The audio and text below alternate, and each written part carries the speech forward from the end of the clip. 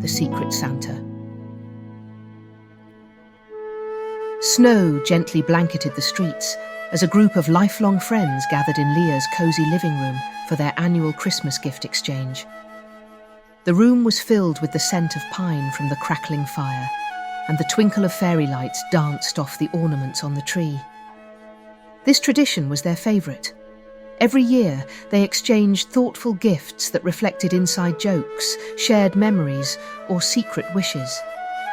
Leah, Mitch, Fiona, and Jake had been friends since childhood, and though life had scattered them across the country, they always reunited for Christmas. One by one, they unwrapped their gifts, laughter and exclamations filling the room. Then, there was one last gift left under the tree. It was wrapped in simple brown paper, tied with twine. The tag read, "For all of you." They exchanged puzzled glances. "Who's this from?" Fiona asked. "Not me," Jake said, shaking his head. The others chimed in with the same answer. "Well, let's open it," Mitch said, reaching for the package. Inside was an old photo, faded but unmistakable. It was the four of them as children, sitting on a grassy hill, a patchwork quilt beneath them. They were holding popsicles, their faces sticky with melted sugar, and they were laughing as though they didn't have a care in the world. But the photo wasn't the only thing in the box. Beneath it was a piece of paper with a single clue written in neat handwriting. "Where memories bloom," Leah read aloud, furrowing her brow. "What does that mean?" "It has to be something we all know," Fiona said, studying the photo. "Look at us. This was taken when we were kids.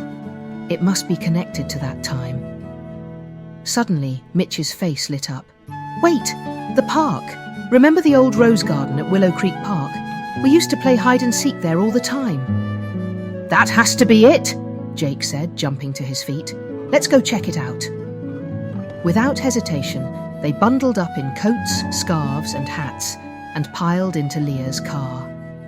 The streets were quiet, the snow muffling the usual holiday bustle.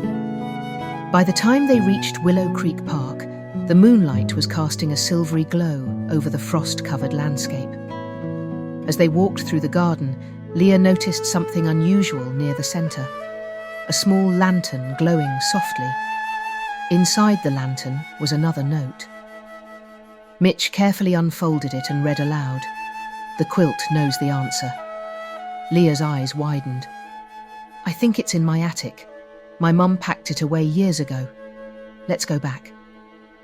They hurried back to Leah's house, the excitement warming them against the cold. In the attic, after some rummaging through old boxes, Leah found the quilt. It was faded but intact, the same patchwork pattern they remembered. "Look," Jake said, pointing to one corner of the quilt. There, stitched into the fabric, were small initials. L, M, S, J. "Those are our initials," Fiona said, her voice soft. "This quilt belonged to all of us."